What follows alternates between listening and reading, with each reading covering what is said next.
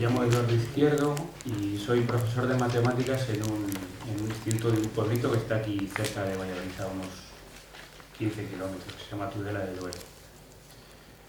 Voy a hablaros de matemáticas electorales. Es una cosa que hay mucha gente que quiere conocer y bueno, los políticos quizá no estén muy puestos en matemáticas electorales, pero como creo que decía Einstein, pero seguramente en el libro que nos presentaron ayer de los dichos de Einstein sea apócrifo, Einstein decía, o una de las frases atribuidas es yo no sé muchas matemáticas, pero tengo amigos que saben muchas matemáticas. Bueno, puede que sea suya, puede que no. En todo caso tenía una primera esposa que se llamaba Mileva Maric, que era una crack de las matemáticas, que el tiempo ha silenciado y que, bueno, pues hay gente que está reivindicando ahora su papel porque Mileva sabía muchas matemáticas, muchas más matemáticas que Einstein. Se conoce a otro hombre que estuvo muy en contacto con él, que era Minkowski, que parece que hizo todo el desarrollo de las matemáticas de la relatividad, pero bueno, es otro tema, me voy por las ramas. Matemáticas electorales, cuando hablamos de matemáticas electorales casi todo el mundo piensa en la estadística, en intentar predecir los resultados y demás. Yo no voy a hablar de eso, voy a hablar de otro tipo de matemáticas, que son las leyes electorales, que se utilizan normalmente para hacer una ley electoral, etc. Esto lo aprendí un poco, o la primera vez que lo vi, aunque bueno, la mirada matemática es cuestión de ensayar, de entrenarla y de ir mirando las cosas, ¿no?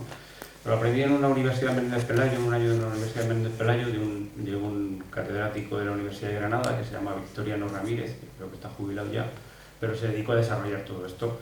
Y Victoriano contó aquel día, hace ya muchos años, que había sido asesor del PRI mexicano, del PRI mexicano, y que le había permitido ganar al PRI durante elecciones y elecciones porque tenían varios asesores matemáticos que se encargaban de pasar unas encuestas y reformaban la ley electoral un año o dos antes de que fueran las elecciones siempre, de forma que le saliera medianamente curioso. Eso se hizo y bueno, más o menos está constatado, él lo contaba como un chascarrillo, pero era cierto. Bueno, dentro de las... Pásame la diapositiva. Dentro de los sistemas electorales que hay, pues hay infinitos sistemas electorales, ¿vale?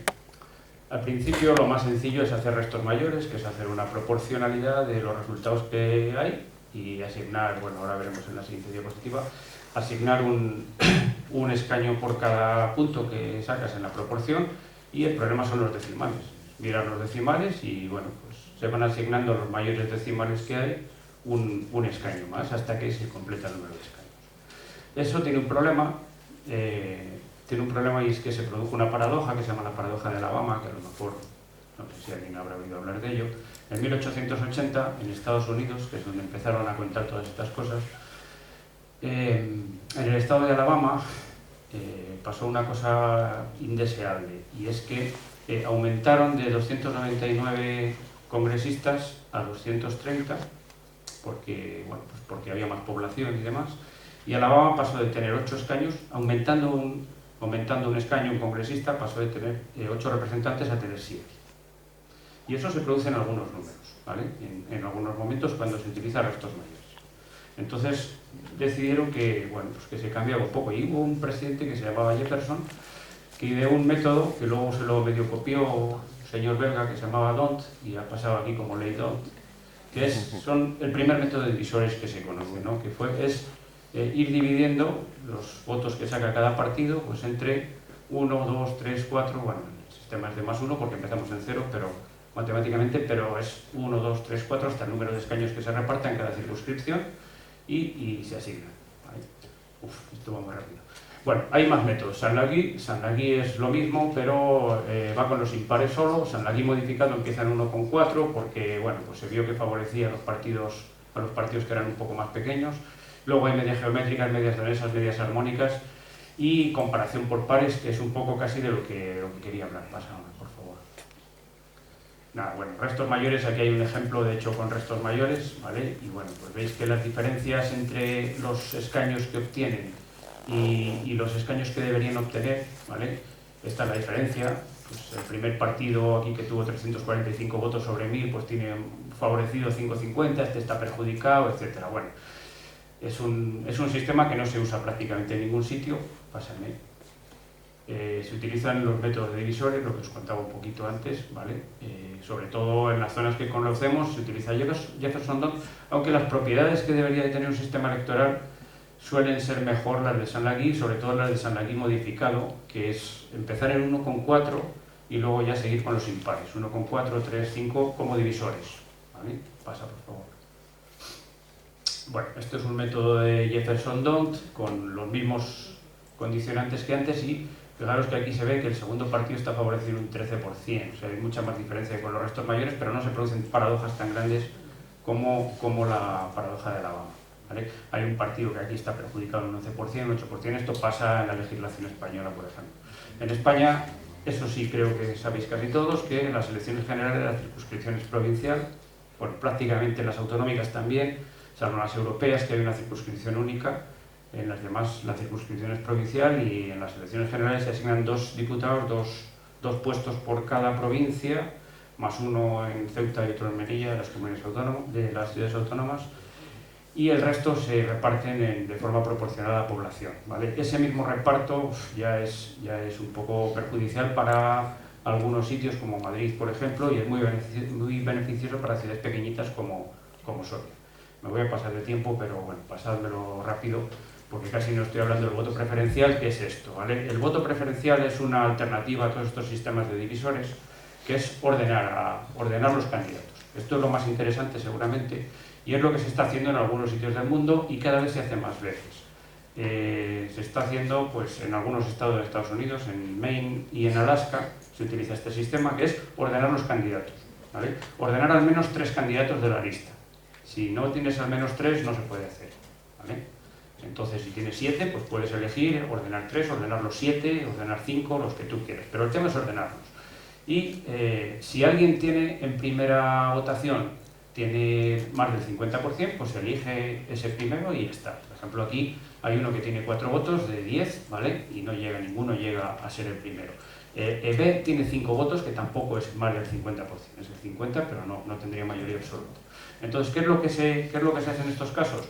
Bueno, pues hay varios sistemas de elegir. Esto se hace en propuestas en cooperativas. Por ejemplo, aquí hay una cooperativa remolachera que es Acor y hace poco pues, presentaron 3 propuestas y pidieron a los socios que las ordenaran, en vez de elegir una cada uno y demás. Y bueno, el sistema más estandarizado en esto es eliminar al último, ¿vale? Pásame la diapositiva, por favor. Vale. Mayoría relativa, ya os digo que solo se mira el primero, y este es lo que se llama la elección social o el ranked vote, que llaman los americanos, o el voto preferencial, que se traduce aquí, ¿vale? Que consiste en transferir los votos de la alternativa que tiene menos votos, se elimina, y justo se mueven todos un lugar hacia adelante cuando quitas a esa alternativa que tiene menos votos, ¿vale? Eso hubiera propiciado, por ejemplo, que en 2016 Trump no hubiera sido elegido como representante republicano en las primarias, ¿vale? Porque lo que hace es que los candidatos más odiados o que menos gustan a la gente, cuando está muy polarizada una elección, lo que hace es que esa polarización desaparece. Es decir, normalmente si alguien lo elige en primer lugar y lo eligen mucho en último lugar, al eliminar a los últimos no van ganando los votos que van quedando. Son como segundas vueltas, pero hechas de forma automática. No hace falta volver a convocar al colegio electoral, hacer una segunda vuelta, etc., ¿no? Entonces, bueno, hay varios métodos, pero yo os digo que este de eliminar al último es el más interesante. Después se pueden comparar 2 a 2 y si hay una que gane a todos, pues se llama el vencedor de Condorcet. Pero hay una paradoja porque esto puedes entrar en bucle. Pueden ganar todos a todos, cada uno al otro, cada uno al otro, cada uno al otro, 2 a 2. En un caso de 3 candidatos, por ejemplo, pues hay una paradoja que es la paradoja de Condorcet que pasa mucho. El método de Borda consiste en asignar pesos a los candidatos. El primero le ponemos 3 puntos, el segundo 2, el tercero 1, por ejemplo, y hacer cuentas, hacer álgebra con esas cuentas. Y, bueno, y después está el método de Copeland, que es comparar 2 a 2, pero cada vez que ganas a uno te sumas un punto. Eso lo hizo Ramón Llull también en el siglo XIII, ¿vale? O sea, está más o menos, tiene 900 años de antigüedad. Bueno, como veis, dependiendo del método que se utilice, puede ganar uno, puede ganar otro, ¿vale? Esto sí, ya se me ha puesto la roja hace un rato, pero bueno, se podría ver tranquilamente que, claro, aquí A en primer lugar está 8 veces, B está 7 y C está 2, ¿vale? Si eliminamos al último, que es C, pues inmediatamente B pasa a tener 9 y a 8 ya tiene mayoría absoluta porque había 17. Entonces, con el método de eliminar al último, pues ganaría B. Con el método de Condorcet, pues se comparan 2 a 2, aquí gana B, aquí gana A y aquí gana B, B ha ganado 2 veces, pues ganaría B. Con el método de Borda, de poner pesos 2, 1 y 0, por ejemplo, pues tendrían 21 puntos, 24.6 puntos, ganaría B también. Y con el método de Copeland, de cada vez que uno gana a otro, pues se le asigna un punto, B gana 2 veces y A gana 1 y ganaría B. Vale. Y me parece que queda una al final. Diapositiva, que es una bibliografía, pues si alguien quiere ver un poco esto. Esto espero que os haya servido un poco de inicio para interesaros por las matemáticas electorales, porque es un mundo.